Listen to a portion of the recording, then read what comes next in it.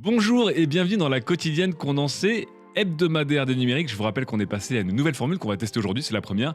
N'hésitez pas à nous donner vos avis dans les commentaires sous cette vidéo. On va revenir sur une semaine d'ActuTech et on est bien tombé pour cette première de l'hebdo puisque c'était intense. On a commencé avec des pixels tout simplement, et ce n'était pas des pixels, c'était une guerre, la plus grande guerre que l'internet ait connue ces dernières années. Je vous rappelle que le réseau Reddit a lancé Place, une sorte d'œuvre communautaire où on pouvait tous et toutes poser des pixels à certains intervalles. Évidemment, ça a eu un grand succès comme en 2017 lors de la toute première initiative, sauf que là, des streamers, et notamment des streamers français, américains et espagnols, s'en sont mêlés et ça a transformé ce grand canevas interactif, vous le voyez ici, en énorme grande guerre, notamment dans le sud-ouest au hasard de la région de ce pixel. Je vous laisse aller voir sur internet tous les clips et les replays de cette histoire un peu fofolle.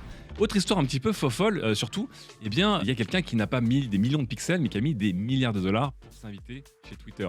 Ce n'est rien de moins que Elon Musk, le fondateur de Tesla et autres SpaceX, qui pour plus de 3 milliards de dollars s'est adjugé 9,2% de Twitter à la surprise générale. Il devient le plus grand actionnaire individuel ou collectif du réseau social. Et vous savez à quel point cet homme qui aime troller et shitposter sur le réseau, a envie que ça change, et notamment sur les conditions de liberté d'expression, les fonctionnalités du réseau. Et d'ailleurs, ça n'a pas tardé puisque on sait désormais que la fonction edit de Twitter, qui était une sorte d'arlésienne depuis des années, devrait arriver sous l'impulsion notamment d'Elon Musk.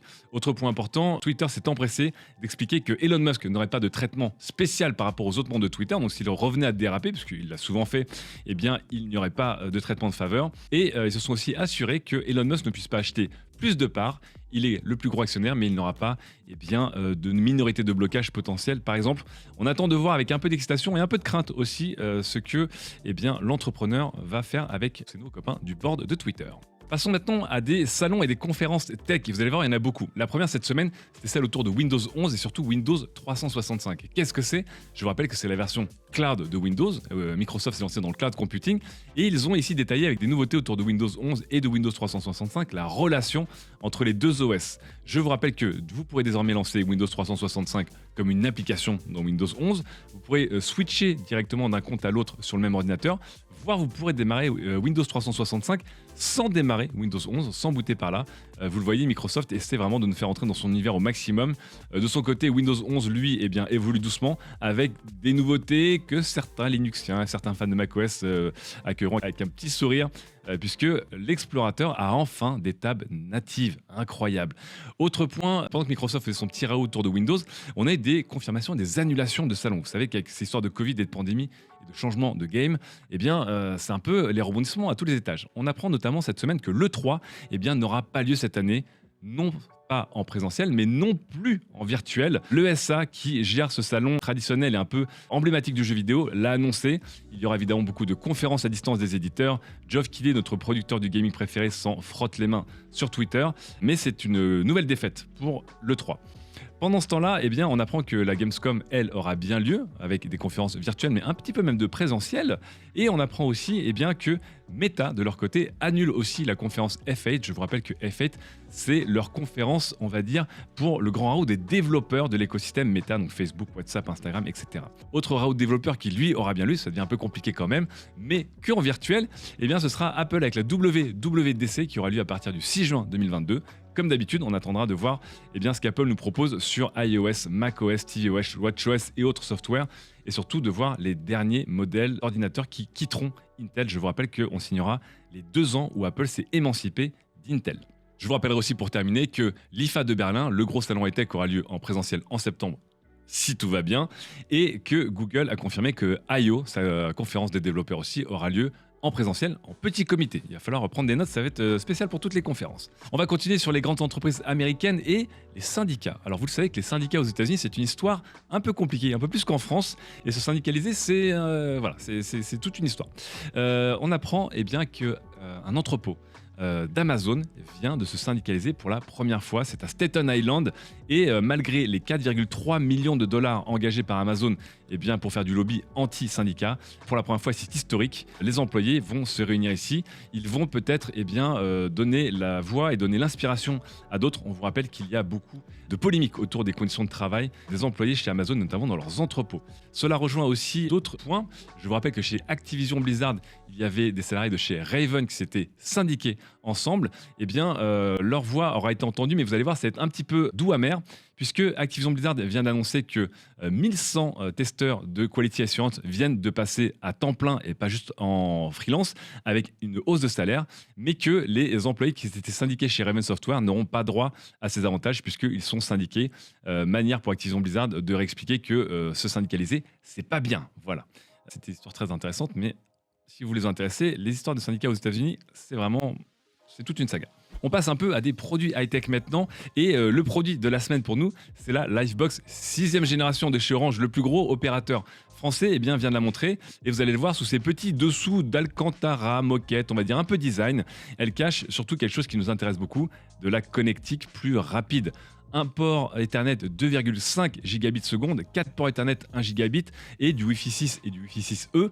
Voilà qui permettra à cette Livebox de venir boxer un peu dans la catégorie supérieure et de vous permettre de streamer chez vous tranquillement dans toutes les pièces à un débit pour des bonnes vidéos 4K ou du cloud gaming par exemple. Allez retrouver tous les détails sur notre site.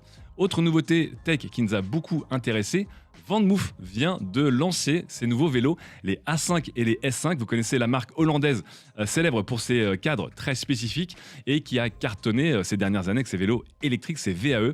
Nous avons ici du coup la silhouette à gauche classique côté A5 et une nouvelle silhouette, ce que l'on appelle step through en américain ou cadre ouvert en français, qui va venir notamment concurrencer eh bien, Cowboy. Je vous rappelle qu'il a lancé avec son Cowboy 4 ST qu'on a montré ce matin en live, eh bien, des cadres, on va dire, plus faciles à enjamber, notamment en ville lorsque vous êtes chargé ou que vous portez une jupe ou que vous n'avez pas un entrejambe extrêmement étendu. Voilà. Le truc, c'est que chez VanMoof, eh bien, les prix augmentent. On passe à 2500 € pour le S5 au lieu de 2000 € par avant. Le moteur avant est amélioré, mais il reste à l'avant, ce qui n'est pas la meilleure des structures. Et surtout, la batterie n'est toujours pas amovible par défaut. Et donc, ça va poser des problèmes de charge. On verra si cela grèvera le succès de VanMoof, qui pour l'instant ne s'est jamais démenti. Passons maintenant à des drones et des robots. Il y en a eu beaucoup cette semaine. On va commencer avec évidemment le drone de la Gigafactory allemande de Tesla, qui a beaucoup fait parler avec une vidéo extrêmement impressionnante. Ça a slalomé partout, ça s'est fait plaisir. Je vous rappelle que cette Gigafactory a eu beaucoup de problèmes pour sortir de terre, qu'ils soient technologiques ou légaux. Mais désormais, eh bien, nous allons avoir des voitures made in Germany chez Tesla dans les prochains jours. On a aussi beaucoup parlé cette semaine de drones et de robots. Pourquoi ? Eh bien parce qu'on a parlé notamment du potentiel des drones pour filmer aussi des événements sportifs. On le voit ici avec une course de voitures qui ressemble à un jeu vidéo. Mais non, ce sont bien des vraies courses de voitures ici organisées par Red Bull, mais aussi par beaucoup d'autres constructeurs. On voit même l'ombre du drone ici à l'écran qui s'amuse à tourner autour. C'est un petit peu la folie. Et évidemment, ça devient de plus en plus populaire. On l'a aussi vu ici sur une course de vélo, de cyclocross, avec l'athlète Lucida Bren qui a été suivie par un drone. Ça a impressionné tout le monde. Le problème, c'est que l'Union cycliste internationale a immédiatement banni ce drone, arguant que même si les images sont impressionnantes et permettent de mieux comprendre la performance des athlètes, eh bien, ils peuvent être dangereux et ils auront évidemment un petit argument. On se rappelle notamment la descente de ski ici de Marcel Hirscher. On a vu un drone s'écraser à quelques centimètres derrière lui, voilà. Donc on verra, hein. Le jour où on aura des belles images, mais peut-être qu'on ne risquera pas la vie des athlètes, ça pourrait être pas mal aussi. En parlant de drones et de sécurité, on va maintenant aller en Chine. Je vous rappelle qu'avec la nouvelle hausse de cas Covid avec l'Omicron, le B2 et autres variants, eh bien, ils ont dû refermer des quartiers entiers et des villes entières, notamment à Shenzhen. Et on voit ici eh bien, beaucoup de netizens chinois qui ont découvert à Shanghai des drones volants qui venaient avec des haut-parleurs pour expliquer aux gens qu'il fallait qu'ils restent chez eux et qu'ils suivent les gestes barrières.